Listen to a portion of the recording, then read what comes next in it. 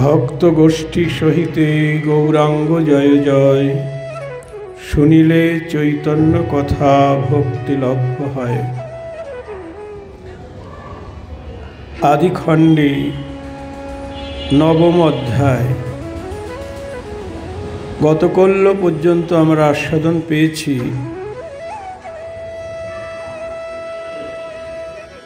নবদ্বীপে দিগ্বিজয়ী পণ্ডিত এসেছেন। সারা ভারতবর্ষ পাণ্ডিত্যে লড়াইয়ে জয়লাভ করে নবদ্বীপে এসেছেন। কেন না, নবদ্বীপে বহু পণ্ডিতের বাস। আজ থেকে 500-550 বছর আগে নবদ্বীপে লক্ষ লক্ষ পড়ুয়া এসে পড়াশোনা করতেন। চৈতন্য ভাগবতে লেখা আছে, নবদ্বীপে পড়িলে সে বিদ্যালাভ হয়। তাই লক্ষ লক্ষ পড়ুয়া এখানে পড়াশোনা করেন, সবাই অধ্যাপক শিরোমণি।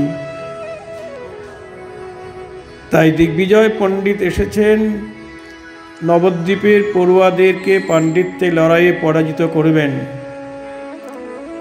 হাতি ঘোড়ার সঙ্গে অনেক পার্ষদগণ নিয়ে এসেছেন।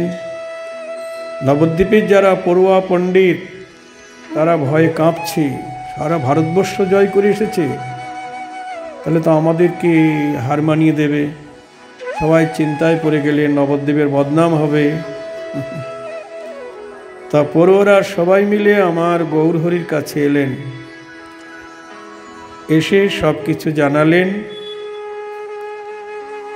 তখন মহাপ্রভু হেসে হেসে বললেন, কারো অভিমান কখনো ঈশ্বর রাখে না, কারণ ঈশ্বরের এক নাম দর্পহারী মধুসূদন। দর্প মানেই হলো অহংকার। সে অহংকার বা অভিমান অনেক কিছু হতে পারে, যেমন ধনের গরব, পাণ্ডিত্যের গরব, তারপর কুলের গরব, অনেক রকম গরব বা অভিমান হয়। যারা অনেক সুন্দর সুন্দরী তারাও, তাদেরও গর্ব হয়, আমি বিশ্ব সুন্দরী। প্রতিযোগিতা হচ্ছে বিশ্ব সুন্দরী। কিন্তু যারা হরিভক্ত বা বৈষ্ণব তাদের কোনো গর্বই নাই, তাদের কোনো কিছুর অভিমান নাই।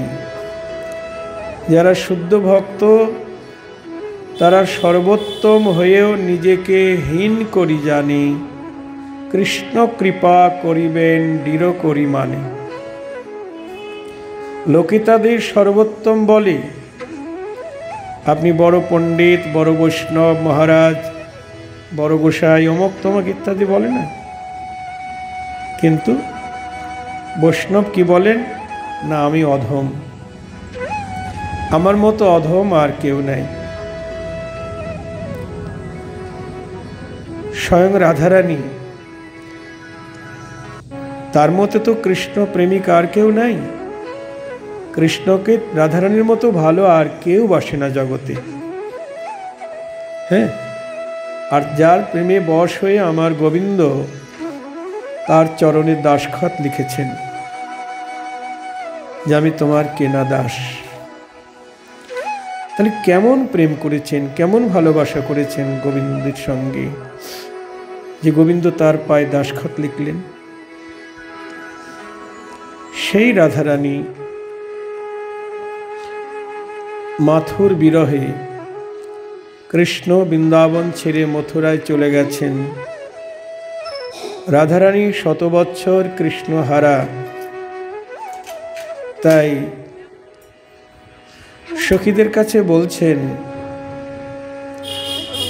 যে ললিতা, বিশাখা, আমার কৃষ্ণের প্রতি একটু প্রেম নাই রে, কৃষ্ণের প্রতি আমার একটু ভালোবাসা নাই। যদি থাকতো তাহলে 100 বছর কৃষ্ণ হারা হয়ে, কৃষ্ণ সেবা বিমুখ হয়ে আমি প্রাণে বেঁচে থাকতে পারতাম না। নিতাই গৌর হরি বল। ভাবুন মায়েরা কি বলছেন, শুনছেন রাধারানী কি বলছেন? যার মতো কৃষ্ণ ভালোবাসা কেউ জানে না, আর তিনি বলছেন আমার কৃষ্ণের প্রতি একটু প্রেম নাই। যদি থাকতো 100 বছর কৃষ্ণ হারা হয়ে, কৃষ্ণ সেবায় বঞ্চিত হয়ে আমি এখনো নির্লজ্জের মতো প্রাণে বেঁচে আছি। কৃষ্ণ সেবা বিমুখ এই পাষাণ সদৃশ ইন্দ্রিয়, কৃষ্ণ সেবাবিহীন কাষ্ঠ সদৃশ ইন্দ্রিয়গুলি নিয়ে আমি নির্লজ্জের মতো বেঁচে আছি।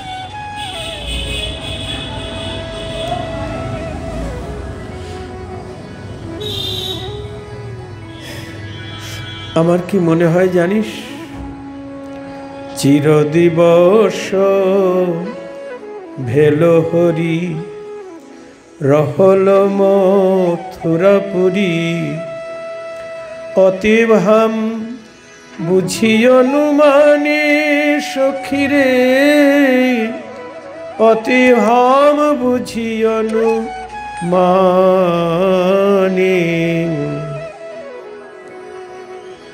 মথুরায় হলো চিরদিবস,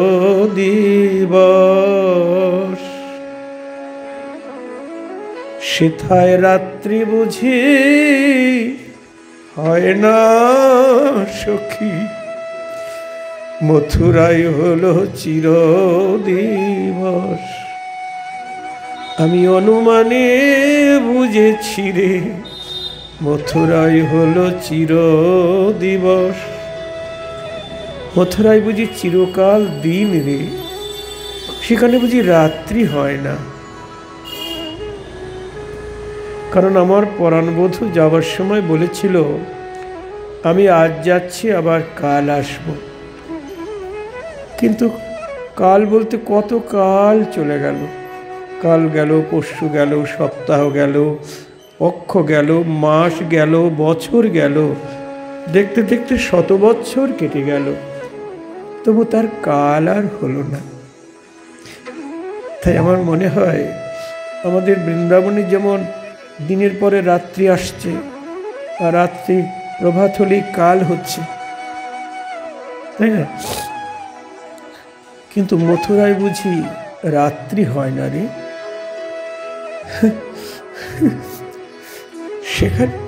সেখানে বুঝি চিরকাল দিন।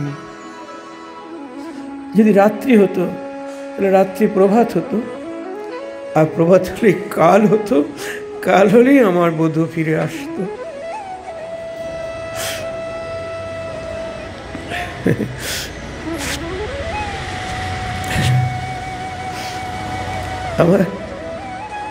আমার আরো অনুমান। কি অনুমান জানিস? মধুনগর যশিতা সবহতারা পণ্ডিতা, মানে মথুরার যারা রমণী তারা সবাই পণ্ডিতা, বুদ্ধিমতী। হ্যাঁ, মধুনগর যশিতা সবহতারা পণ্ডিতা, বাঁধল মন সুরত রতি দানি। তাদের উত্তম রতি, উত্তম প্রেম, উত্তম ভালোবাসা, উত্তম রতি দিয়ে বেঁধেছে রে মথুরার রমণী তারা, উত্তম রতি দিয়ে বেঁধেছে রে আমার পরাণ বধূয়াকে, উত্তম রতি দিয়ে বেঁধেছে রে।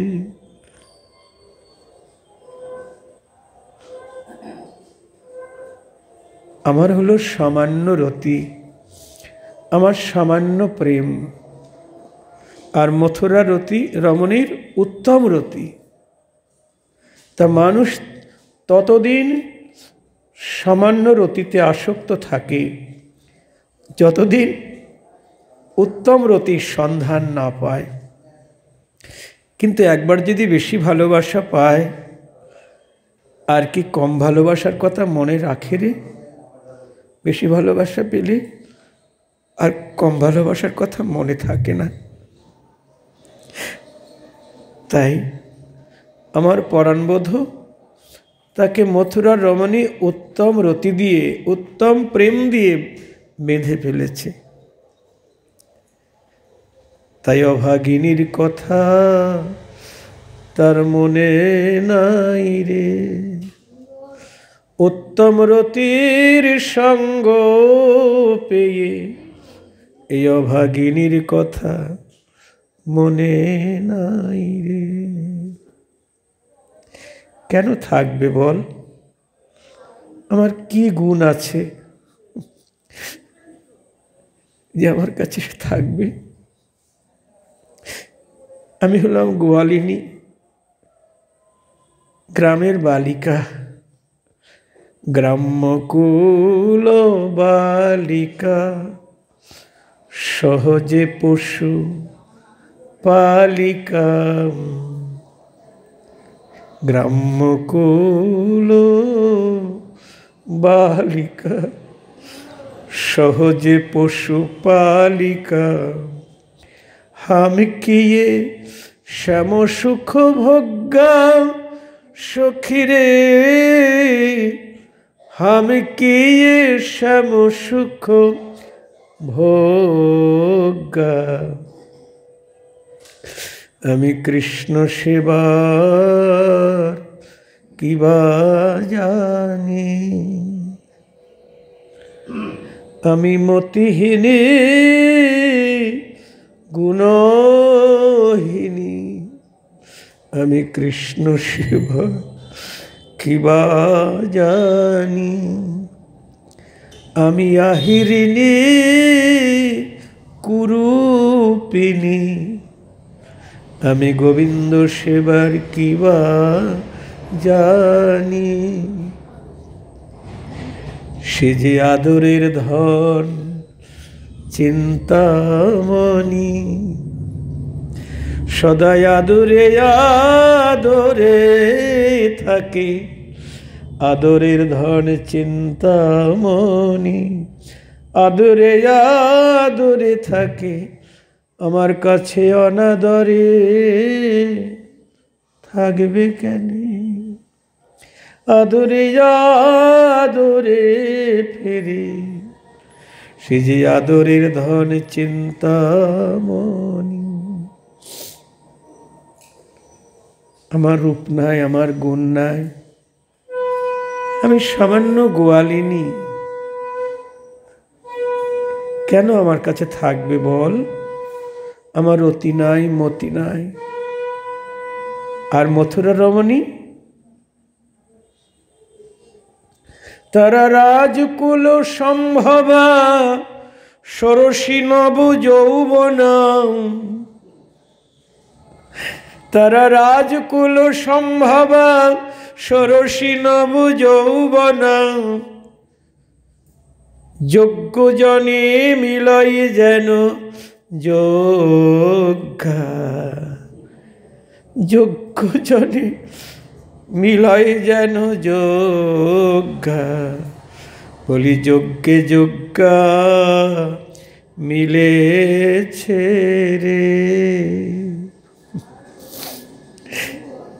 যজ্ঞে যোগ্যা মিলেছে রে। এ অযোগ্যার কাছে থাকবে কেন? যজ্ঞে যোগ্যা মিলেছে রে। অযোগ্যার কাছে থাকবে কেন? আমি কৃষ্ণ সেবার কিবা জানি। জয় রাধে। এ অযোগ্যার কাছে থাকবে কেন? যজ্ঞে যোগ্যা মিলেছে রে।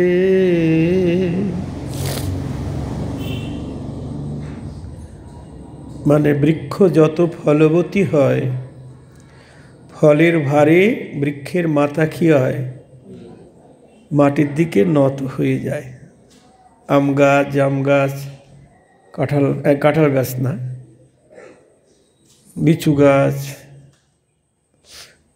এই গাছগুলি কি হয়, ফলের ভারে মাথা নিচু হয়ে যায়। তেমনি যার মধ্যে যত বেশি কৃষ্ণ প্রেম, যার যত বেশি কৃষ্ণ ভালোবাসা,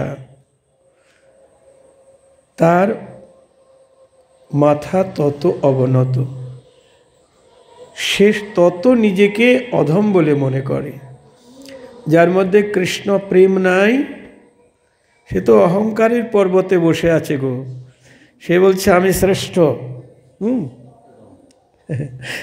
আর যার মধ্যে কৃষ্ণ প্রেম আছে, সে বলে জগতে সবাই শ্রেষ্ঠ আর আমি নিকৃষ্ট, সবাই উত্তম, আমি অধম।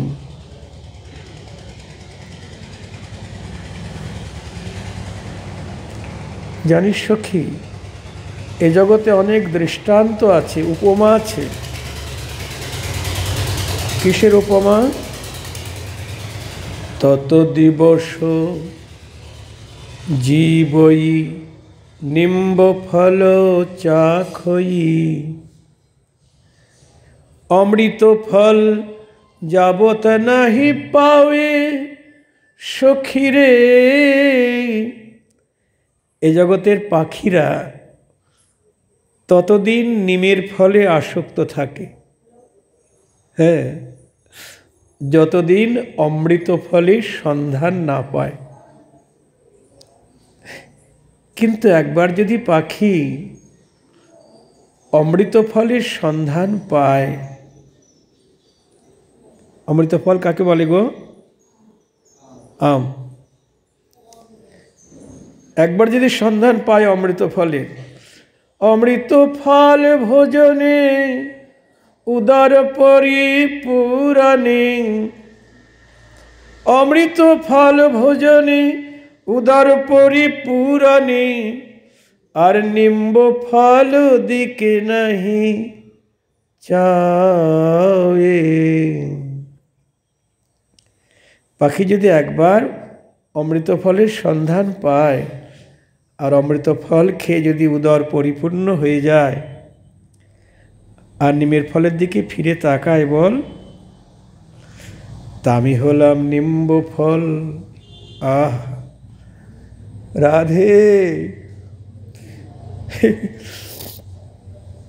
রাধারানী বলছেন আমি হলাম নিমের ফল। এতদিন কৃষ্ণ পাখি এই নিম্ব ফলে আসক্ত ছিল,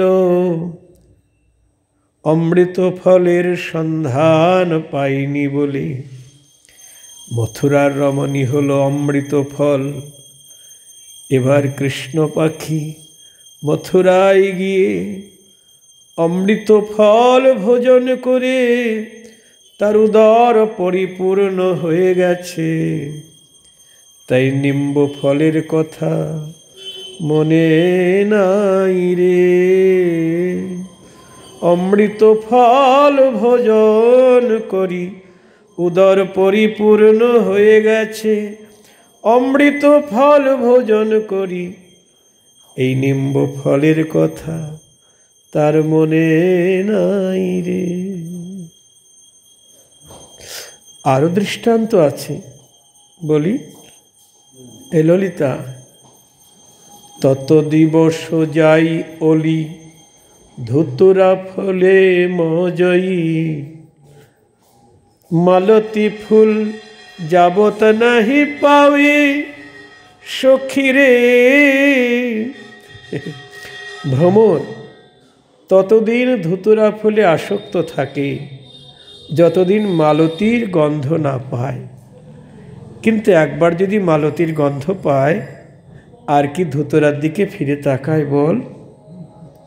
তা আমি হলাম ধুতুরার ফুল, মথুরার রমণী হলো মালতীর কুসুম। এতদিন কৃষ্ণ ভ্রমর এই ধুতুরাতে আসক্ত ছিল, মালতীর গন্ধ পাইনি বলে, কিন্তু মথুরায় গিয়ে মালতী ফুলের গন্ধে আকৃষ্ট হয়ে এই ধুতুরার কথা মনে নাই রে। মালতী ফুলের গন্ধ পেয়ে আমার প্রাণ কৃষ্ণ ভ্রমরের, মালতী ফুলের গন্ধ পেয়ে ধুতুরার কথা মনে নাই রে। জয় রাধে রাধে। দেখলেন,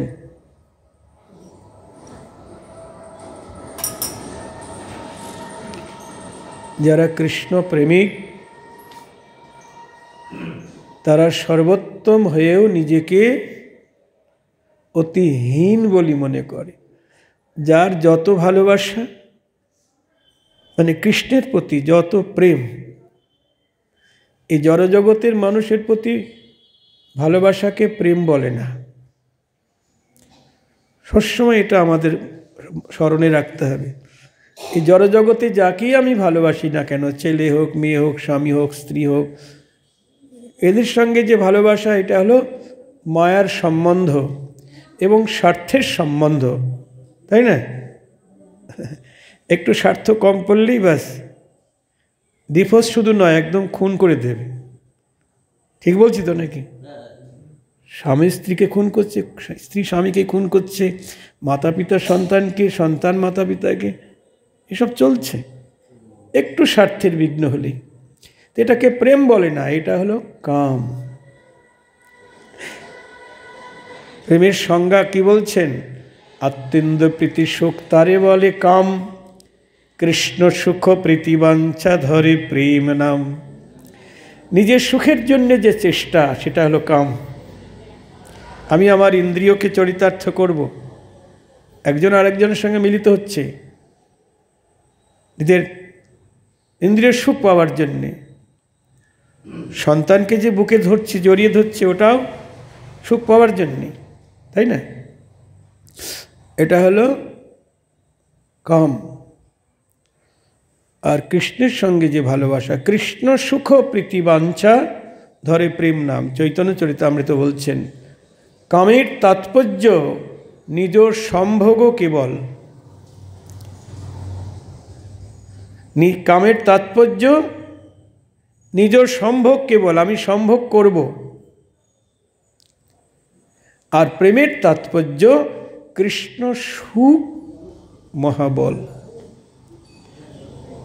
আতেন্দ্র প্রীতি সুখ নাহি গোপিকার, কৃষ্ণের সুখ দিতে করে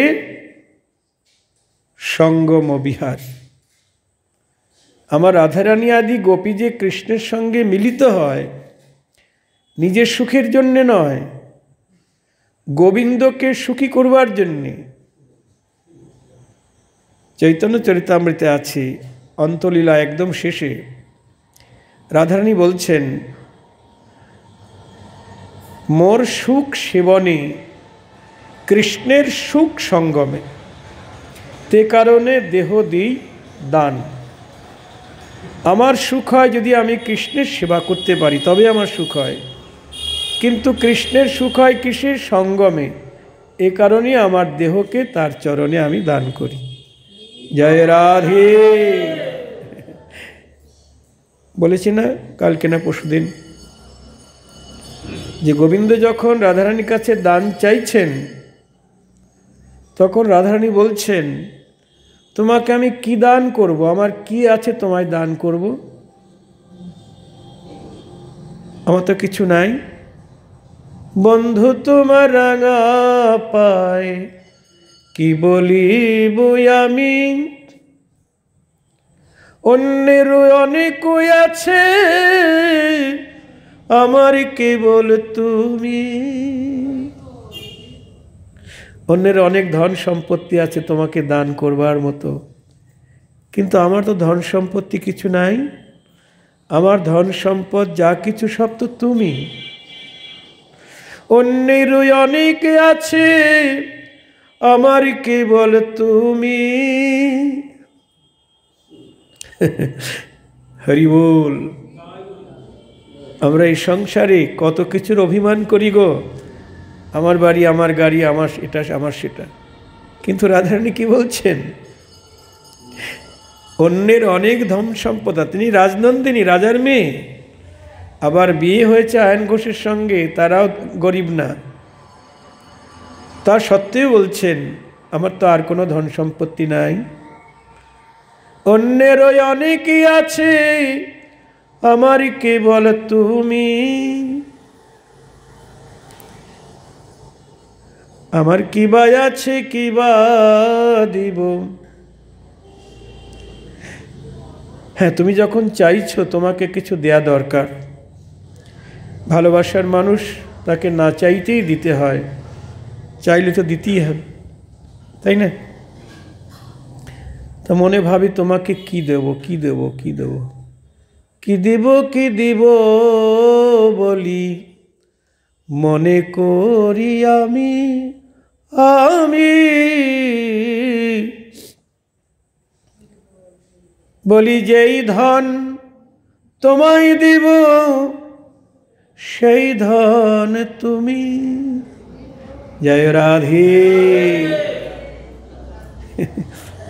ভাবছে কি দেবো, কি দেবো, কি দেবো, ভেবে দেখলাম যেই ধন তোমায় দিব সেই ধন তুমি, তোমাকেই তোমায় দিতে হয় গো। আমার ধন সম্পদ সকলই তুমি, বলি আমা বলতে আর কিছু নাই। আমার ধন সম্পদ সকলই তুমি, তাই তোমাকেই তোমায় দিতে হয় গো। যদি বলো কেন তোমার অন্য কোনো ধন সম্পদ নাই? তোমার দেহ, মন, প্রাণ, জীবন, যৌবন আমায় দান করো। যদি এটা বলো তাহলে তার উত্তরে বলি শোনো, এ দেহ, মন, প্রাণ, এ জীবন, যৌবন তো আমার নয়, এ তো তোমার সম্পত্তি। জয় রাধে। আমার ধন সম্পত্তি হলে তুমি, আর তোমার সম্পত্তি আমি, এ তো তোমার সম্পত্তি। তা যদি তোমার সম্পত্তি তুমি চাও, তুমি সেই আমার বধূ, আমি সে তোমার। কেমন বিকিকিনি হয়েছে দেখেছেন? বিকিকিনি। জয় রাধে। একে বলে আত্মসমর্পণ। ওই চোর ডাকাতের মতো আত্মসমর্পণ করলে হবে না, শুধু হাত তুললাম, মন প্রাণ কিছুই দিলাম না, বাড়িতে বিপদ অশান্তি, ঠাকুর তুমি ছাড়া আমার কেউ নাই, এসে বলে এখানে অনেকে, বাবা একটু আশ্রয় দেন, আমার কেউ নাই। সে বউ আসে, স্বামী আসে, হ্যাঁ, বাবা মা আসে, সব আসে, বলে আমার কেউ নাই। আমি তো বলছি সে তো ঠিকই, তোমার কেউ নাই। হ্যাঁ, দুদিন পরে আবার অনেকে আসবে, ঠিক আছে থাকো। 2 দিন পরে দেখে আবার ফোন করছে, আমি এইখানে আছি। হ্যাঁ, এসব মিথ্যা কথা বলে তো লাভ নেই, ঠাকুর তুমি ছাড়া আমার কেউ নাই। মিথ্যা কথা বলছি? একমাত্র রাধারানী সত্য কথা বলছেন না গো, সত্য কথা বলছে না? তুমি সে আমার বধূ, আমি সে তোমার। তোমার ধন তোমায় দিতে বলো কি যাবে আমার, তোমার সম্পদ তোমায় দেব, এতে আমার আপত্তি থাকবে কেন বলো? আমা বলতে কিছু রাখি নাই গো, তোমার ওই চরণে সব দিয়েছি, আমা বলতে কিছু রাখি নাই গো। ওই চরণে সব দিয়েছি, হা গোবিন্দ তোমার হলাম বলি, তোমার ওই চরণে সব দিয়েছি, তিল তুলসী দিয়ে, হা গোবিন্দ তোমার হলাম বলে, তিলে তিলে সব সঁপে দিয়েছি, তিল তুলসী দিয়ে, আমা বলতে কিছু রাখি নাই গো, তাই তোমার ধন তোমায় দিতে বলো কি যাবে আমার। হ্যাঁ গো, যে সর্বস্ব গোবিন্দকে দিয়েছে সে কিনা বলছে আমি নিমের ফল, আমি ধুতুরার ফুল, মথুরার রমণী মালতীর কুসুম, তারা অমৃত ফল।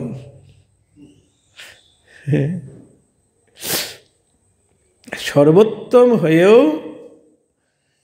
জগতের লোক তোমাকে সর্বোত্তম বলুক, তুমি যেন ভুলেও কখনো ভেবো না আমি সর্বোত্তম, তাহলে ভক্তিদেবী তোমার অন্তর থেকে পালিয়ে যাবে। একটু অভিমান আসলেই না ভক্তিদেবী অন্তর থেকে পালিয়ে যাবে। জয় রাধে। হ্যাঁ, তাই ভক্তিদেবীকে ধরে রাখতে গেলে নিজেকে সবসময় অধম ভাবতে হবে। মহাপ্রভু এই যে ত্রিনাদপি শ্লোকটি আমাদের গলার হার করতে বলেছেন। যখন রঘুনাথ দাস গোস্বামী বলেছিলেন যে প্রভু আমার ভজন বিষয়ে কিছু উপদেশ দাও, মহাপ্রভু বলেছিলেন যদি আমার কথায় তোমার বিশ্বাস হয় তাহলে এই ত্রিনাদপি শ্লোকটি গলার হার করে রেখো। ত্রিনাদপি শুনিচেন তররেব সহিষ্ণুনা, অমানীন মান দীন কীর্তনীয় সদাহরি। তৃণ হইতে নিচ হয়ে সদা লবে নাম, আপনি নিরভিমানী অন্যে দিবে মান। তুমি যে হরিনাম করবে, জপ করবে, কীর্তন করবে, কেমনভাবে করবে? তৃণ হইতে নিচ হয়ে। তৃণ মানে কি গো? দুর্বা, ঘাস। তা ঘাসই তো সবার পায়ের তলায় থাকে, তার থেকেও নিচে হতে হবে? বলছে হ্যাঁ। কেন গো? ঘাসের উপর পা দিলে ঘাস মাথা নত করে, কিন্তু পা সরিয়ে নিলে আবার আস্তে আস্তে উঁচু করে। কিন্তু তুমি যদি ভক্তিরস সিন্ধুতে ডুবতে চাও, তোমার মাথা উঁচু করা যাবে না,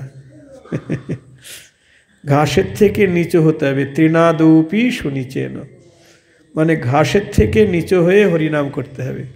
তা ঘাসের নিচে কি থাকে? মাটি। মাটির মতো সহিষ্ণু হতে হবে।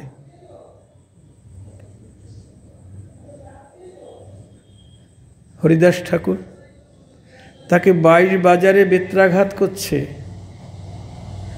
পাইকের দল, তুমি মরো, খণ্ড খণ্ড হয় যদি, খণ্ড খণ্ড হয় যদি আমার এই দেহ, খণ্ড খণ্ড হয় দেহ যদি যায় প্রাণ, তথাপি বদনে নাহি ছাড়িব হরি নাম। নিতাই গৌর হরি বল। কত বেত্রাঘাত করছে, তবু প্রভুর কাছে বলছে প্রভু ওদের তুমি ক্ষমা করে দাও, ওরা বোঝে না ওরা কি করছে। এত সহিষ্ণু হতে হবে। কাটিলেহ তরু যেন কিছু না বলয়, শুকাইয়া মরে তবু জল না মাগয়। আপনি নিরভিমানী অন্যে দিবে মান। তোমার কোনো অভিমানী থাকবে না।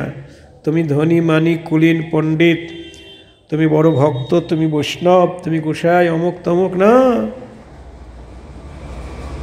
সবসময় নিজেকে অধম ভাবতে হবে, তবেই ভক্তিদেবী থাকবে এখানে অন্তরে। হ্যাঁ গো, ভক্তিদেবী থাকবে, কৃষ্ণ প্রেম থাকবে। আর কিছু দিয়ে প্রেম ভক্তিকে ধরে রাখা যাবে না, অন্য কোনো উপায় নেই। তাই গৌরহরি বললেন, ওর দর্প প্রভুই, ঈশ্বরই সব গর্বচূর্ণ করে দেবে।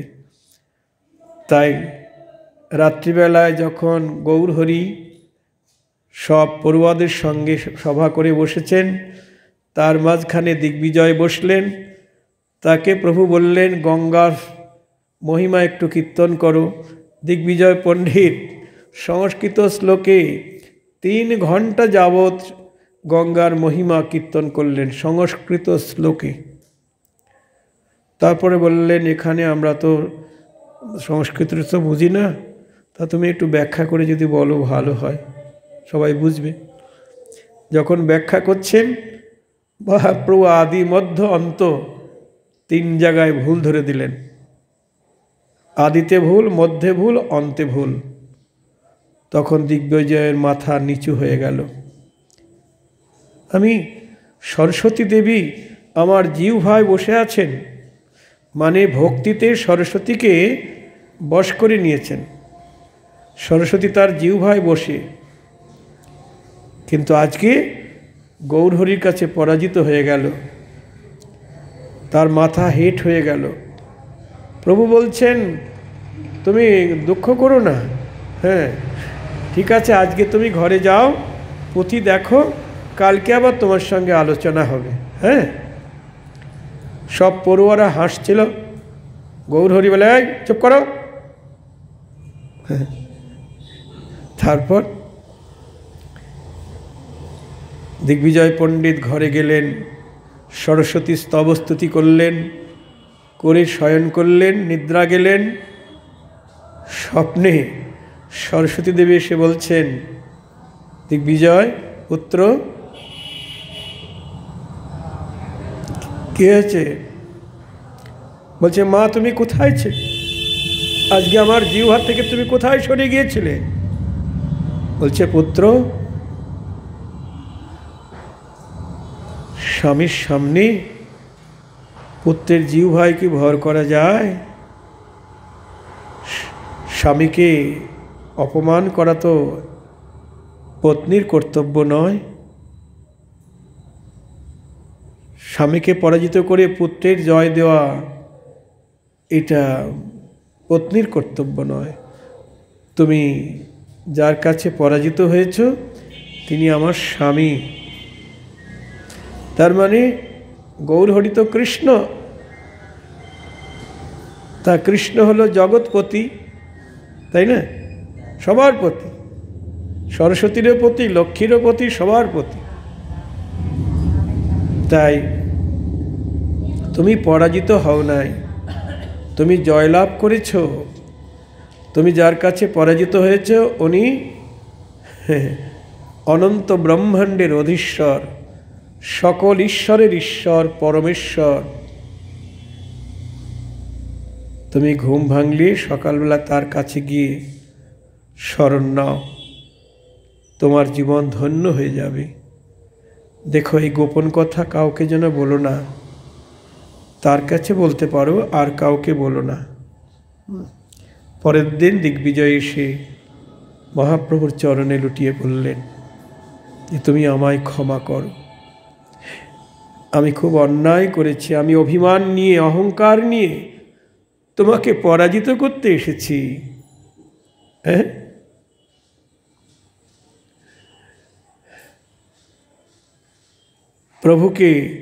প্রভুর চরণে যখন লুটিয়ে পড়লেন, তখন মহাপ্রভু বলছেন, বিপ্র। প্রভু বলে, কেন ভাই একই ব্যবহার? বিপ্র বলে, কৃপা দৃষ্টি যেহেন তোমার। প্রভু বলে, দিগ্বিজয়ী হইয়া আপনি, তবে কিনু আমার এমতো করো কেন? দিগ্বিজয়, তুমি সারা ভারতবর্ষ জয় করেছো পাণ্ডিত্যের লড়াই, আর আমাকে এসে তুমি প্রণাম করছো? না না, এটা ঠিক করো নাই। তুমি এতবার একটা গুণী মানুষ। প্রভু দৈন্য করছেন। দিগ্বিজয় বলেন, শোনো বিপ্ররাজ, তোমা ভজিলেই সিদ্ধ হয় সর্বকাজ। দিগ্বিজয় বলছেন, তোমাকে ভজন করলেই সর্বসিদ্ধি হয়ে যায়। কলিযুগে বিপ্ররূপে তুমি নারায়ণ, তোমারে চিনিতে শক্তি ধরে কোনজন। তুমি কলিযুগে বিপ্ররূপে এসে লীলা করছো। তুমি যদি কাউকে ধরা না দাও, কেউ ধরতে পারবে না, চিনতে পারবে না। তখন এই মোর চিত্তে হইল সংশয়, তুমি জিজ্ঞাসিলে মোর বাক্য না স্ফুরয়। তুমি যখন প্রশ্ন জিজ্ঞাসা করছো, তখন আমার মুখে আর কথা আসছে না। তখনই বুঝেছি তুমি আর কেউ নও, তুমি সামান্য মানুষ নও। তুমি যে অগর্ব সর্ব ঈশ বেদে কহে, তাহা সত্য দেখিল অন্যথা কভু নহে। 3 বার আমারে করিলা পরাভব, তথাপি আমার তুমি রাখিলা গৌরব।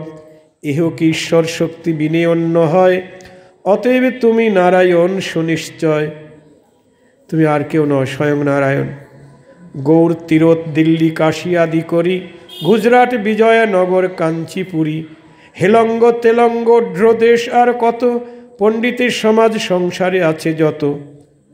দোষিব আমার বাক্য সে থাকুক দূরে, বুঝিতেই কোনো জন শক্তি নাহি ধরে। এই সমস্ত দেশের সমস্ত পণ্ডিতেরা আমার নাম শুনলেই ভয়ে পালিয়েছে, আমার সঙ্গে লড়াই করতে পারেনি। হ্যাঁ, হেন আমি তোমার স্থানে সিদ্ধান্ত করিতে, না পারিল সর্ববুদ্ধি গেল কোন ভিতে। তোমার কাছে এসে আমার সব বুদ্ধি হারিয়ে গেল। জয় রাধে। সব বুদ্ধি হারিয়ে গেল। এহ কর্ম তোমার আশ্চর্য কিছু নয়, সরস্বতী পতি তুমি সেই দেবী কয়। তুমি সরস্বতীর পতি, দেবী আমাকে নিজে বলেছেন স্বপ্নে। জয় রাধে। বড় শুভ লগ্নে আইলাম নবদ্বীপে, তোমা দেখিলাম ডুবিয়ায় ভবকূপে। অবিদ্যা বাসনা বন্ধে মোহিত হইয়া, বেড়াই পাশরী তত্ত্ব আপনা বঞ্চিয়া। এই জগতে যত বেদ বিদ্যায় পারদর্শী হোক না কেন, তার বিদ্যাবুদ্ধি সব বিফল যদি গৌরগোবিন্দ চরণে ভক্তি না থাকে।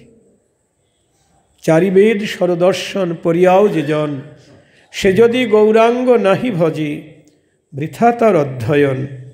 লোচন বিহীনজন দর্পণে কিবা তার কাছে।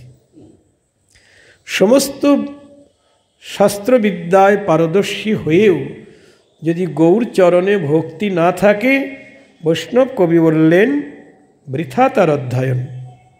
তার পাণ্ডিত্য, বেদ অধ্যয়ন, শাস্ত্র অধ্যয়ন সব বৃথা। কেমন বৃথা? অন্ধজন দর্পণে কিবা তার কাছে। অন্ধের কাছে একটা আয়না ধরলে কোনো মূল্য আছে? অন্ধের কাছে যত স্বচ্ছ, যত নির্মল আয়নাই ধরুন, অন্ধ তার মুখ দেখতে পারবে না। তা অন্ধের কাছে আয়না যেমন মূল্যহীন, তেমনি হরিভক্তি শূন্য ব্যক্তির পাণ্ডিত্য অন্ধের কাছে আয়না তুল্য মূল্যহীন। তাই গৌর হরি বল। মহাজন আরও দৃষ্টান্ত দিচ্ছেন, মৃতদেহে অলঙ্কার পরালে কেমন শোভা হয় গো মায়েরা, বলুন। খুব সুন্দর লাগে না? হ্যাঁ, সোনার গহনা দিয়ে অনেক কিছু যে সাজানো হয়েছে মৃতদেহকে, খুব শোভা হয়েছে না? কেন না? যার জন্য শোভা সেই তো নাই, সে পালিয়ে গেছে। তো মৃতদেহে গহনা যেমন কোনো শোভা হয় না, তেমনি যার অন্তরে হরিভক্তি নাই, তাহার বেদ বিদ্যা পাণ্ডিত্য, রাষ্ট্রপতি পুরস্কার, নোবেল পুরস্কার, পদ্মশ্রী, তারপরে কি সব শ্রীমিরি আছে না, মুখ্যমন্ত্রিত্ব, প্রধানমন্ত্রিত্ব, রাষ্ট্রপতি, যত উপাধি আছে সব মৃতদেহে গহনার তুল্য মূল্যহীন যদি হরিভক্তি না থাকে, গৌরগোবিন্দ চরণে ভক্তি না থাকে। সব মৃতদেহ অলঙ্কার।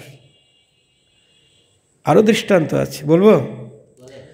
তরকারি রান্না করলেন, সব মশলাপাতি দেয়া হলো, একদম তেল, হলুদ, জিরা, কাঁচা লঙ্কা, শুকনো লঙ্কা, ঘি, গরম মশলা সব দেওয়া হলো, কিন্তু ভুলে একটি জিনিস দেয়া হলো না।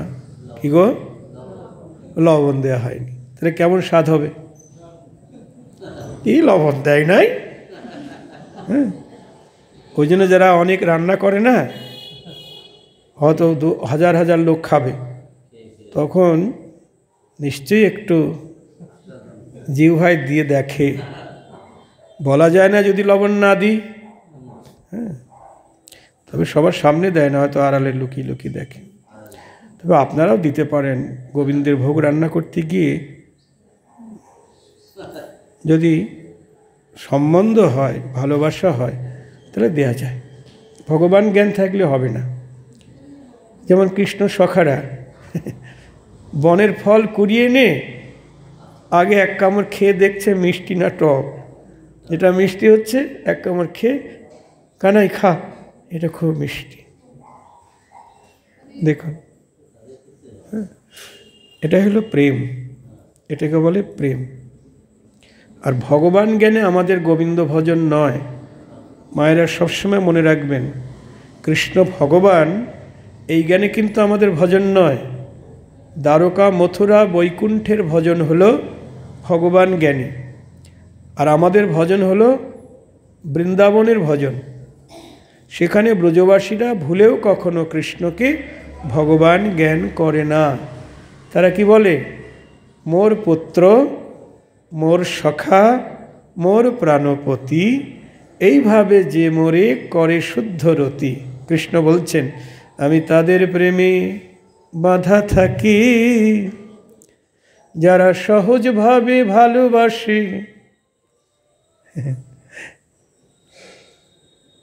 হয় পুত্র, না হয় বন্ধু, না হলে পতি। যেটা আপনার পছন্দ হয় সেরকম সম্বন্ধ নিয়ে তাকে ভালোবাসুন, তাহলে দেয়া যাবে, এটো জিনিস দেয়া যাবে। হ্যাঁ গো, খেতে খেতে গোপাল আর আপনি একসঙ্গে বসে খাচ্ছেন। আপনার ছেলে যদি হয়, তাহলে ছেলেকে এটো জিনিস দেওয়া যায় না? যায় তো? হ্যাঁ, বন্ধুকেও দেয়া যায়। আর গোপীরা মধুর প্রেমে, মানে এ জগতের স্বামী স্ত্রী সম্বন্ধ যেখানে, তারাও অনেকে দুইজন একসঙ্গে খায় না? কিন্তু আমার গোবিন্দ রাধারানীর অধরামৃত পায়। রাধারানী তো গোবিন্দের প্রসাদ পাই, কখনো কখনো কৃষ্ণ রাধারানীর অধরামৃত চায়। তা আবার কোন অধরামৃত গো? একটু খাইয়ে দিলাম, তারপরে সেই প্রসাদ না। আমি তাম্বুল ভক্ষিয়া দাঁড়ায় পথে, হেন বেলে প্রিয় পাতয়ে হাতে। রাধারানী সখীদের কাছে বলছেন, তার যে প্রীতি কি বলবো তোদের কাছে, কথা তো বলা যায় না। আমি তাম্বুল চর্বণ করতে করতে পথে এসে দাঁড়িয়েছি। তাম্বুল মানে পান। ও মা এমন সময় ছুটতে ছুটতে আমার কাছে এসে হাত পেতে বলছেন, একটু প্রসাদ দাও রাই, তোমার অনুগত দাস আমি, যেন বঞ্চিত করো না। অধরামৃত। আপন হাতেতে তাম্বুল সাজাই মোর মুখ ভরি দেয়, বাহু পসারিয়া চিবুক ধরিয়া মুখে মুখ দিয়ে নেয়। আমি দেই না, কিন্তু উনি কায়দা করে নিজের হাতে তাম্বুল সাজিয়ে আমার মুখের ভেতর পুরে দেয়, আর চিবুক ধরে, এক হাতে গলা ধরে আর এক হাতে চিবুক ধরে মুখের সঙ্গে মুখ লাগিয়ে নিয়ে নেয়। জয় রাধে। এই হলো প্রেমের ভজন, এটাকে বলে প্রেম, বিশুদ্ধ প্রেম। এ জগতের স্ত্রী কখনো স্বামীর মাথায় পায়ের ধুলি দিতে পারে? আপনারা দেন নাকি? স্বামীর মাথায় পায়ের ধুলি দেন না তো? কে কে দেন? হাত তোলেন। কেউ দেয় না। কিন্তু দেবর্ষি নারদ, তিনি দ্বারকায় গেছেন, গিয়ে বলছে, তুমি শুধু গোপীদের কথাই কীর্তন করো, এই দ্বারকায় রমণীরা তোমাকে কি ভালোবাসে না? এদের কথা একটু বলো না। তখন গোবিন্দ একটু ছলনা করলেন, বললেন, দেবর্ষি আমার তো মাথার যন্ত্রণা করছে, ভীষণ যন্ত্রণা। সর্বনাশ, আমি এসে মাথার যন্ত্রণা বাড়িয়ে দিলাম। তাহলে কি হলে সারবে প্রভু? বলছি, ভক্তের পায়ের ধুলি হলে সারবে। ও আচ্ছা আচ্ছা, ঠিক আছে, এখনই আমি ব্যবস্থা করছি। বললেন, তোমার তো এই যে দ্বারকায় 16,108 জন আছে, সবার কাছে গিয়ে বললেন, তোমাদের প্রাণবল্লভ অসুস্থ, শিগগির পায়ের ধুলি দাও, তার মাথার যন্ত্রণা, তোর পায়ের ধুলি তাড়াতাড়ি দাও। সবাই কানে আঙুল দিয়ে বলছে, বিষ্ণু বিষ্ণু বিষ্ণু। স্বামীর মাথায় পায়ের ধুলি দিয়ে নরকে যাব? অমন কথা বলো না দেবর্ষি। কেউ দিল না। বলুন, ভালোবাসা। তারা ভালোবাসে, কিন্তু তার মাথার যন্ত্রণা সারাবার জন্যে নিজের পায়ের ধুলি দিল না। বলছে নরকে যাব, মানে নরকের ভয় আছে তাদের। জয় রাধে।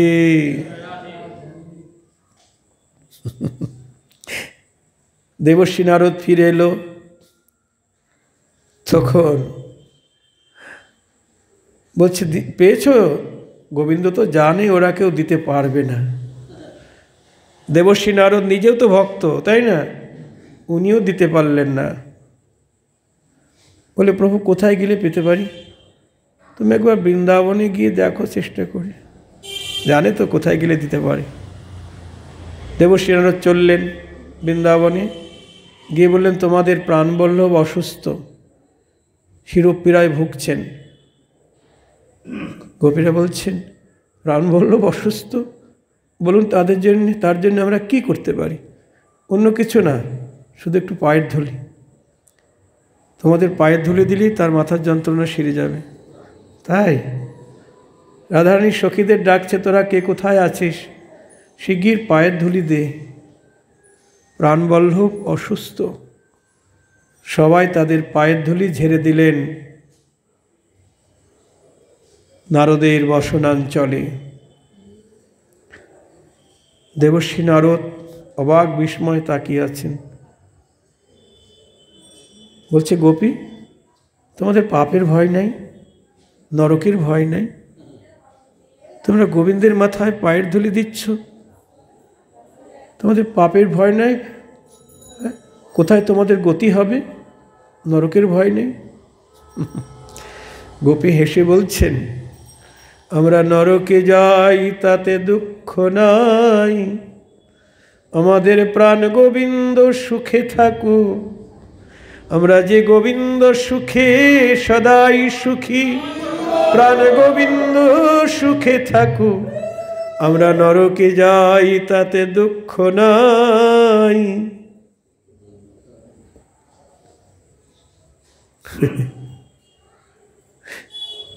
নরোত্তম ঠাকুর বলছেন কি, পাপে না করিও মন অধম সে পাপীজন, ইহ মন দূরে পরিহরি, পুণ্য যে সুখের ধাম, তার না লইও নাম, পুণ্য মুক্তি দুই ত্যাগ করি। পুণ্যের ফল হলো স্বর্গ, তার নামও মুখে এনো না, মুক্তির নামও মুখে এনো না, সব ত্যাগ করো। গোবিন্দ ভজনের এমনই রীতি, তারা পাপ পুণ্যের ধার ধারে না। ভক্তিপথের বাধক যত শুভ অশুভ কর্ম।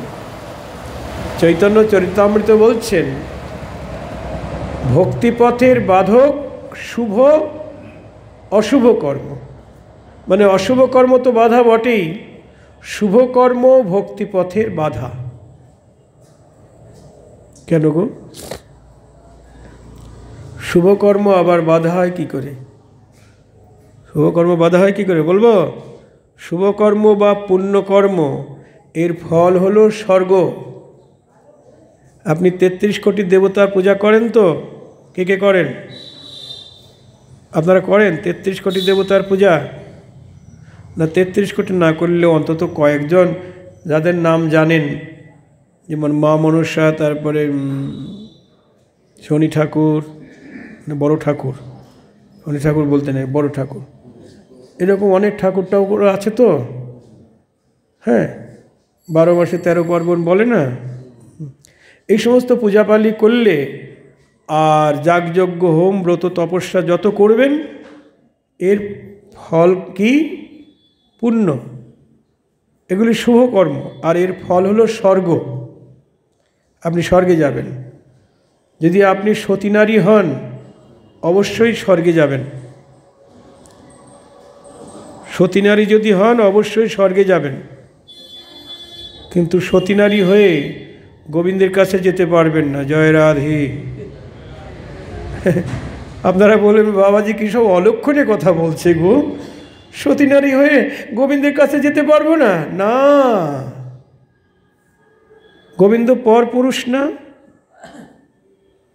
গোবিন্দ আপনার স্বামী। আপনার স্বামী তো যার সঙ্গে বিবাহ সূত্রে আবদ্ধ হয়েছেন তিনি আপনার স্বামী, আর গোবিন্দ পর পুরুষ।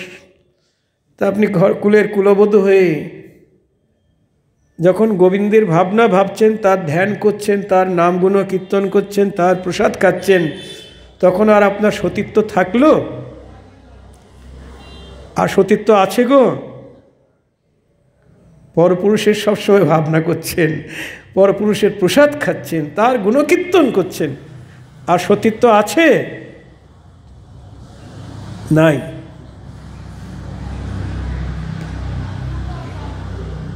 কয় কুটিলে সব ঝুটিলে কুলখা গাড়ি যত, দাদার কুলে কালি দিতে সবাই হলি রত। মানে সূর্য পূজায় যাবে তো রাধারানী, হ্যাঁ, তা কী করে দুপুরবেলা যাবে? রাধারানী কাঁদছেন। তা জটিলা এসে বলছে, বৌমা কাঁদছো কেন ভর দুপুরবেলা? বলছে নিশির শেষে দুঃস্বপ্ন দেখলাম। কি দুঃস্বপ্ন বৌমা? এ কথা বলা যায় না। না বলো। দুঃস্বপ্ন দেখলাম আমার পতিদেবতা নাকি মারা যাবে। হ্যাঁ, আলাই বালাই, তাই হয় কখনো? তোমার পতি মানে আমার ছেলে আয়ান। স্বপ্ন কখনো সত্য হয় না, ভুলে যাও। রাধারানী বলছে শেষ রাতে স্বপ্ন নাকি বিফল হয় না। হ্যাঁ, শেষ রাতে স্বপ্ন? ও বৌমা, আমার আয়ান মরে যাবে, আমি কি নিয়ে থাকবো? আমার যে কেউ নাই। হ্যাঁ, আচ্ছা দেবতা কিছু বলে নাই স্বপ্নে? প্রতিকারের কিছু বিধান বলে নাই? বলছে হ্যাঁ বলেছেন। কি বলেছেন? সূর্য দেবে কইলে পূজা সকল বিপদ যাবে, নইলে পতির কিদর গতি তাই গো মেরি ভেবে। সূর্যদেবের পূজা করলে সব বিপদ কেটে যাবে। তাই আমি তোমাকে অনুমতি দিচ্ছি, তুমি প্রতিদিন সূর্যদেবের মন্দিরে গিয়ে পূজা দেবে, যাও। তখন সবাই হুলুধ্বনি, সখীরা মিলে হুলুধ্বনি করছেন অনুমতি পেয়ে। এবার পাশের বাড়ি ছিল কুটিলা। ওই ভদ্রমহিলা যখন হুলুধ্বনি শুনতে পেয়েছে না, ছুটে এসেছে। এত আনন্দ কিসের?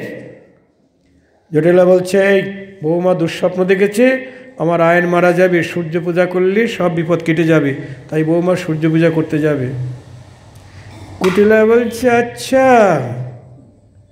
হ্যাঁ,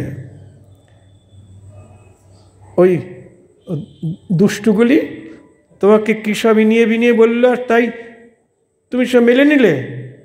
হ্যাঁ, কয় কুটিলে সব ঝুটিলে কুলখা গাড়ি যত। হ্যাঁ, সব ঝুটিলে, কয় কুটিলে সব ঝুটিলে। ঝুটিলে মানে কি? মিথ্যাবাদী, ঝুট। ঝুট মানে মিথ্যা। সব ঝুটিলে, কয় কুটিলে সব ঝুটিলে কুল খাগারি যত। কুল খাগারি মানে কি? কুল খাগারি মানে বলুন? যারা কুলের মাথা খেয়েছে, কুলে কলঙ্ক লেপন করেছে, তারাই কুল খাগারি।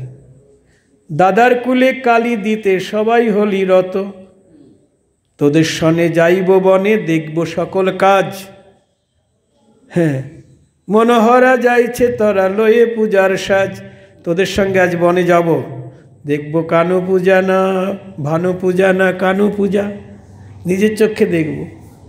ললিতা বলছে নিশ্চয়ই যাবি, ভয় দেখাচ্ছিস? কিন্তু বুকের ভিতর ধরাস ধরাস করছে, যদি যায় তাহলে বিপদ না। তো এই যে এখানে বললেন কুল খাগারি যত, যারা কৃষ্ণকে ভালোবাসে তারা তো সব কুল খাগারি গো। তাদের কুল আর আছে? জাতিকুল আছে? নাই। সেই গোপী ভাবামৃতে যার লোভ হয়। তারপরে কি? বেদ ধর্ম লঙ্ঘি সে কৃষ্ণের ভজয়। সেই গোপী ভাবরূপ অমৃতে যার লোভ হয়, বেদ ধর্ম লঙ্ঘন করে সে কৃষ্ণকে ভজন করে। কৃষ্ণ বলেছেন না, ধর্মকর্ম করলে আমাকে পাবে না। হ্যাঁ, কি কথা হলো গো? কৃষ্ণ বলেছেন ধর্মকর্ম করলে আমাকে পাবে না? না, ওই স্বর্গে যাবে। মায়েরা কি ভাবছেন? ধর্মকর্ম করলে কৃষ্ণকে পাওয়া যাবে না? তাহলে আমরা সাধু সঙ্গে এসেছি, হরিকথা শুনছি, এগুলো তো ধর্ম না। এটা ওই বেদাচারজনিত ধর্মকর্ম নয়। কুলধর্ম, তারপরে বর্ণাশ্রম ধর্ম, এসব ধর্মকর্ম নয়। কৃষ্ণ নিজেই বলেছেন সর্বধর্মান পরিত্যাজ্যম মামেকং শরণং ব্রজ অহং ত্বাং সর্বপাপেভ্যো মোক্ষয়িষ্যামি মা শুচ। এর অর্থ হলো, কৃষ্ণ বলছেন, হে অর্জুন, সকল ধর্ম পরিত্যাগ করিয়ে আমার শরণ নাও, আমি তোমাকে সকল পাপ থেকে রক্ষা করব, মুক্ত করব। কৃষ্ণ সব ধর্ম ত্যাগ করতে বলছে গীতায়, এটা গীতার কথা।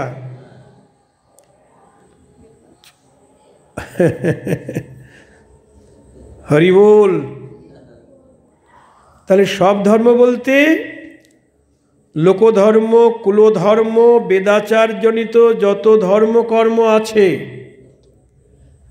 বর্ণ এবং আশ্রম ধর্ম, চারটি বর্ণ, ব্রাহ্মণ, বৈশ্য, ক্ষত্রিয়, শূদ্র, চারটি বর্ণে চারটি ধর্ম আছে।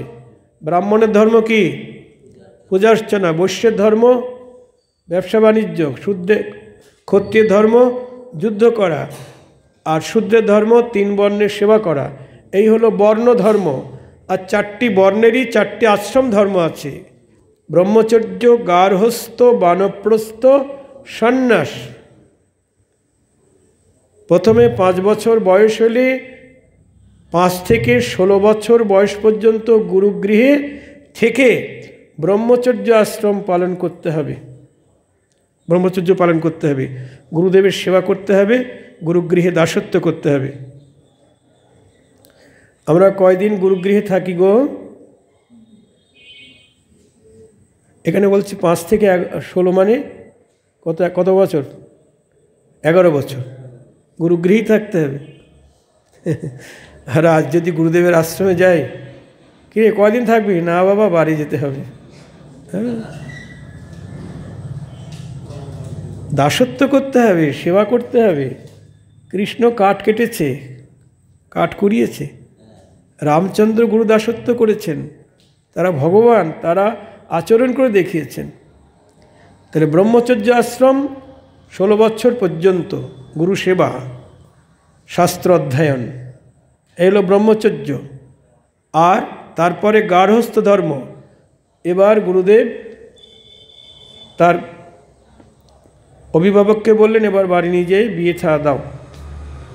এবার তাকে বিয়ে দেওয়া হলো। বিয়ের পরে সন্তান সন্ততি হলো, ছেলে মেয়ে বড় হলো। এবার গুরুদেব এসে বললেন, ছাড়ো, গার্হস্থ ধর্ম হয়ে গেছে, পৌর অবস্থা।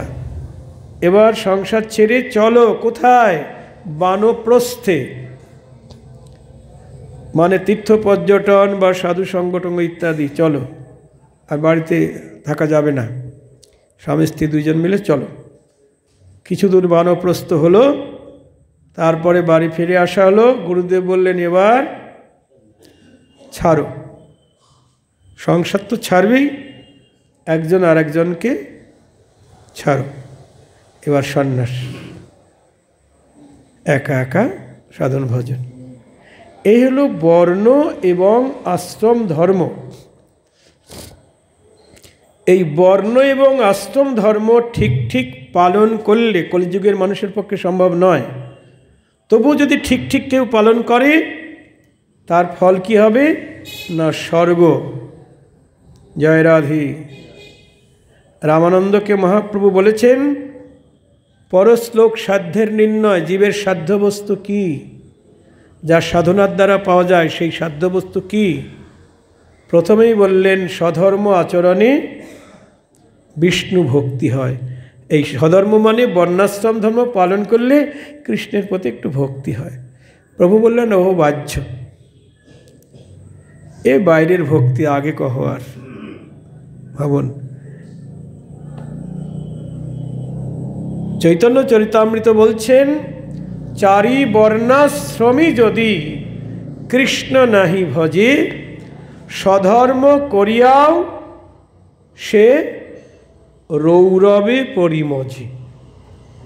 এই বর্ণাশ্রম ধর্ম পালন করেও যদি সে কৃষ্ণকে ভালো না বাসে, এই স্বধর্ম পালন করেও সে রৌরব নামক নরক, সেই রৌরবে ডুবে মরে।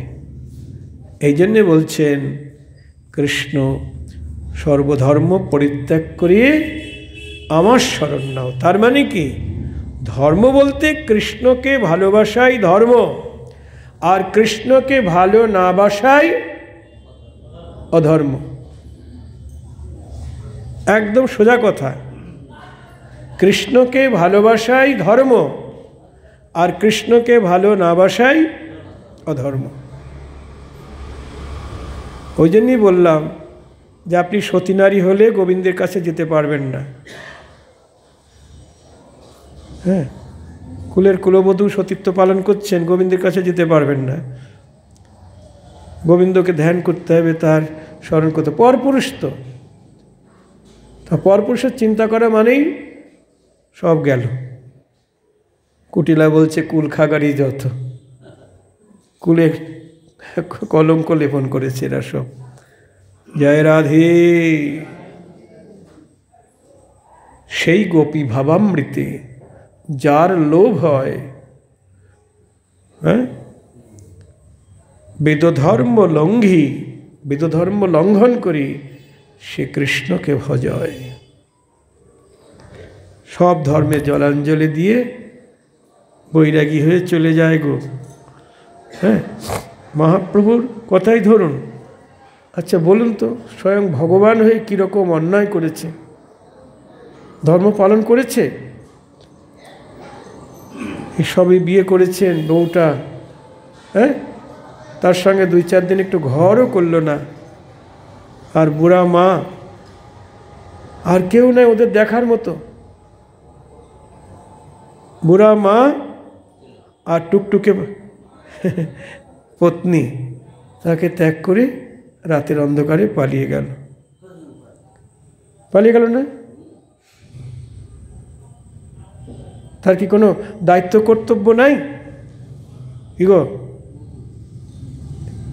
এ জগতের মানুষ যদি এরকম বউ ছেড়ে, বৃদ্ধ মা ছেড়ে পালিয়ে যায়, হ্যাঁ, তাহলে তাকে কি বলবে? সবাই নিন্দা করবে না? মন্দ বলবে তো? হ্যাঁ, যদি আত্মসুখের জন্য কেউ ত্যাগ করে চলে যায় সেক্ষেত্রে সেটা নিন্দনীয় হবে। কিন্তু গোবিন্দ ভজনের উদ্দেশ্যে যদি কেউ এ সংসার ত্যাগ করে চলে যায় তার কোনো অপরাধ বা পাপ হয় না। কৃষ্ণে ভক্তি কইলে সর্বকর্মকৃত হয়, সব ধর্মকর্ম হয়ে যায়। চৈতন্য চরিতামৃত বলছেন কাম ত্যাজি কৃষ্ণ ভজে, শাস্ত্র আজ্ঞা মানি, দেব ঋষি পিত্রাদির সে কভু নহে ঋণী। আমাদের কতগুলি ঋণ আছে, দেবঋণ, পিতৃঋণ, হ্যাঁ, ঋষি ঋণ।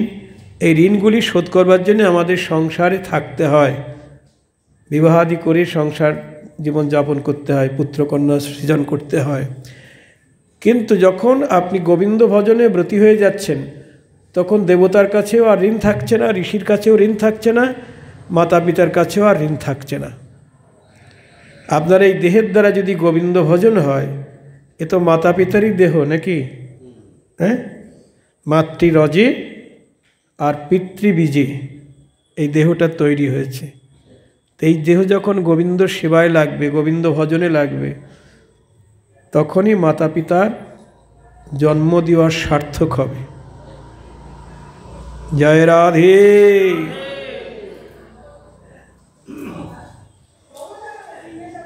নরোত্তম ঠাকুর বলছেন,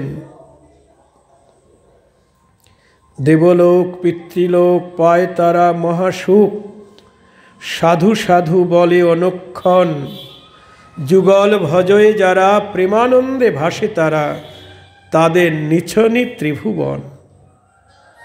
আপনি যখনই গোবিন্দ ভজন করবেন, যুগল ভজন করবেন, রাধাকৃষ্ণের যুগল আরাধনা, তখন দেবলোক পিতৃলোক তারা আপনার জয় জয়কার গাইবে, তারা মহাসুখ পাবে, মহা আনন্দ পাবে। তাই গৌর হরি বল। তাই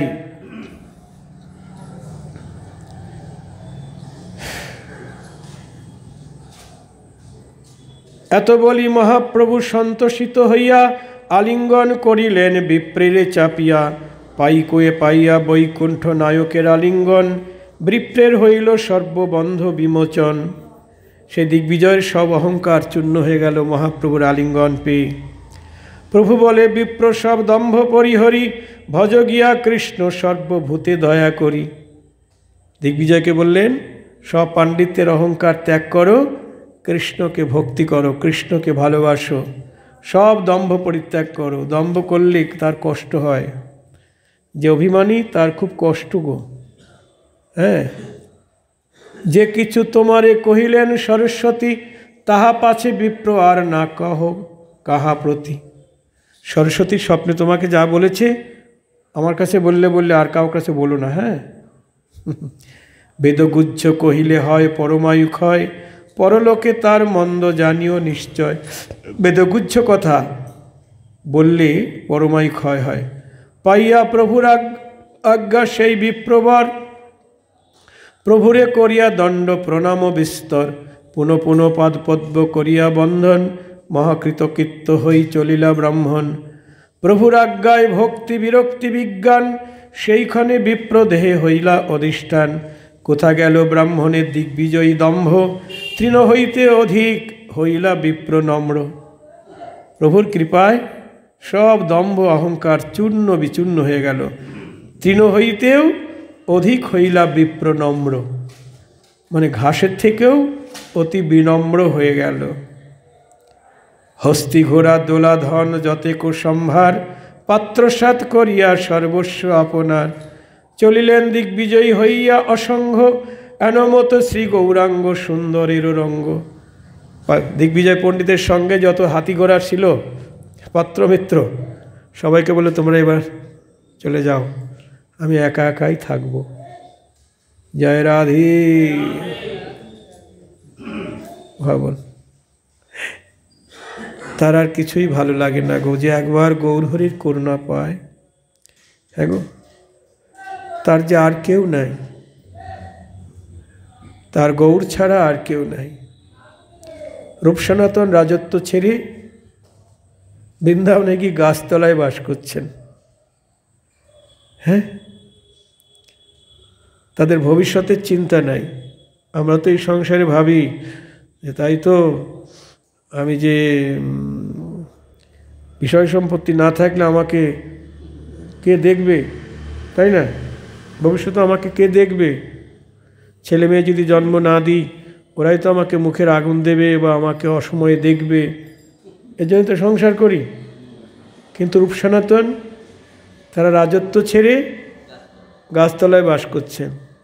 তারা ভবিষ্যতের চিন্তা করছে না, কে আমায় মুখে আগুন দেবে, কে আমায় খাওয়াবে পড়াবে। জয় রাধে। শ্রী গোবিন্দ বলছেন, যার কেউ নাই তার আমি আছি, যে জন সর্বস্বই আমায় সঁপে দিয়েছে। হা গোবিন্দ তোমার হলাম বলি, সর্বস্বই আমায় সঁপে দিয়েছে। যার কেউ নাই তার আমি আছি। হরিদাস ঠাকুরের অন্ত্যেষ্টিক্রিয়া কে করেছিল গো? মহাপ্রভু নিজে, নিজে হাতে হরিদাসের মৃততনু কোলেতে উঠাইয়া অঙ্গনে নাচয়ে প্রভু প্রেমাবিষ্ট হইয়া হরিদাস ঠাকুরের মৃততনু কোলে নিয়ে নাচছেন আর কাঁদছেন, বলছেন কৃপা করি কৃষ্ণ মোরে দিয়েছিল সঙ্গ, মোর দুর্দৈবে আজি সঙ্গ হইল ভঙ্গ। হরিদাস তুমি আমায় ছেড়ে চলে গেলে আমি কাকে নিয়ে থাকব? নিজে হাতে সমুদ্রের জলে স্নান করালেন, নিজে হাতে তাকে ডোরকপিন পরিয়ে দিলেন, তিলক রচনা করে দিলেন, নিজে হাতে বালুকা খনন করলেন এবং বালুকার গর্ত করি তাহে শোয়াইল। তারপর পুরীধামে বসারি মানে দোকানদারদের কাছে এসে আঁচল পেতে ভিক্ষা চাইছেন, আমার হরিদাসের বিজয়োৎসবের লাগি তোমরা আমায় ভিক্ষা দাও। বলুন, যার কেউ নাই তার আমি আছি। তারা চায় না, ভক্তরা চায় না যে প্রভু আমার সেবা করো, না, তারা প্রভুর সুখেই সুখী। তবু ভগবান ভক্তের সুখে সুখী। হ্যাঁ, ভক্তের কষ্ট সহ্য করতে পারে না। তাই দিগ্বিজয় এবার অসঙ্গ হয়ে চললেন, তোমরা চলে যাও। হেনমতে শ্রী গৌরাঙ্গ সুন্দরের রঙ্গ, তাহান কৃপাই স্বাভাবিক ধর্ম, রাজ্য পদ ছাড়ি করি ভিক্ষুকের কর্ম, কলিযুগে তার সাক্ষী শ্রীদবীর খাস। ওই যে রূপ সনাতনের কথা বলছেন, রাজ্য সুখ ছাড়ি যার অরণ্যে বিলাস, যে বিভব নিমিত্ত জগতে কাম্য করি, পাইয়াও কৃষ্ণদাসে তাহা পরিহরে। এ জগতের মানুষ তারা বিষয় বৈভব পাওয়ার জন্য সারা দিন রাত হাড় ভাঙা খাটনি খাটছে। হ্যাঁ গো, যার হাজার হাজার কোটি কোটি টাকা আছে সেও আরও চায়, আরও চায়, আরও চায়, কিন্তু সঙ্গে যে কিছুই যাবে না। খালি হাতে এসেছি, খালি হাতেই যেতে হবে। হ্যাঁ, একটা সুতাও দেবে না, সব খুলে রাখবে। অথচ ঠাকুরমশাই বলছেন, কৃষ্ণ ভজিবার তরি সংসারে আইনু, মিছে মায়ায় বদ্ধ হয়ে বৃক্ষ সম হইনু, ফলরূপে পুত্র কন্যা ডাল ভাঙি পড়ে, কালরূপে পৃথিবীতে পক্ষ বাসা করে। দিন গেল মিছে কাজে, রাত্রি গেল নিদে, না ভজিনু রাধা কৃষ্ণ চরণারবিন্দে। নিতাই গৌর হরি বল। আহা, তাই তাবৎ রাজ্যাদি পদ সুখ করি মানি, ভক্তি সুখ মহিমা যাবৎ নাহি জানি। ততদিনই রাজ্য সুখ সুখ বলে মনে হয় যতদিন প্রেম ভক্তির উদয় না হয়। কিন্তু একবার প্রেম ভক্তির উদয় হলে রাজ্য সুখ তুচ্ছ হয়ে যাবে। জয় রাধে। বিষয় গরলময় তাকে মানো সুখ চয়। বিষয় মানে গরল, বিষয় বিষ, তাকেই তুমি সুখ বলে মনে করছো। নরোত্তম ঠাকুর বলছেন, বিষয় গরলময় তাকে মানো সুখ চয়, সেনা সুখ দুঃখ করি জানো। গোবিন্দ বিষয় রস সঙ্গ কর তার দাস, প্রেম ভক্তি সত্য করি মানো। প্রেম ভক্তি সত্য আর সব মিথ্যা। হেন মতে দিগ্বিজয়ী পাইলা মোচন, হেন গৌর সুন্দরের অদ্ভুত কথন। দিগ্বিজয়ী চিনিলেন শ্রী গৌর সুন্দরী, শুনিলেন ইহা সব নদিয়া নগরী। সকল লোকের হইল মহাশ্চর্য জ্ঞান, নিমাই পণ্ডিত বড় বড় বিদ্যমান। দিগ্বিজয়ী হারিয়া চলিলা যার ঠাই, এত বড় পণ্ডিত আর কোথাও শুনি নাই। সার্থক করেন গর্ভ জিনিয়া নিমাই পণ্ডিত, এ বেশে তাহানে বিদ্যা হইল বিদিত। কেহ বলে ব্রাহ্মণ যদি ন্যায় পড়ে, ভট্টাচার্য হয় তবে কখনো না নরে। কেহ বলে বলে ভাই মিরি সর্বজনে, বাদী সিংহ বলিয়া পদবী দিব তারি। আমরা সবাই নিমাইকে বাদী সিংহ বলি পদবী দান করব। হেন সে তাহার অতি মায়ার বড়াই, এত দেখিয়াও জানিবারে শক্তি নাই।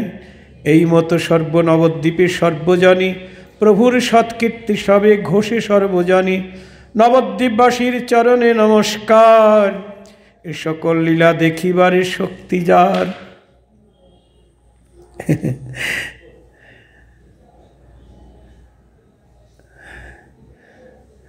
যে শুনয় গৌরাঙ্গের দিগ্বিজয়ী জয়, কোথাও তাহান পরাভব নাহি হয়।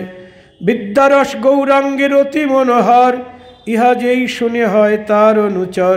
শ্রীকৃষ্ণ চৈতন্য নিত্যানন্দ চাঁদ জানো, বৃন্দাবন দাস তথু পদ যুগে গান।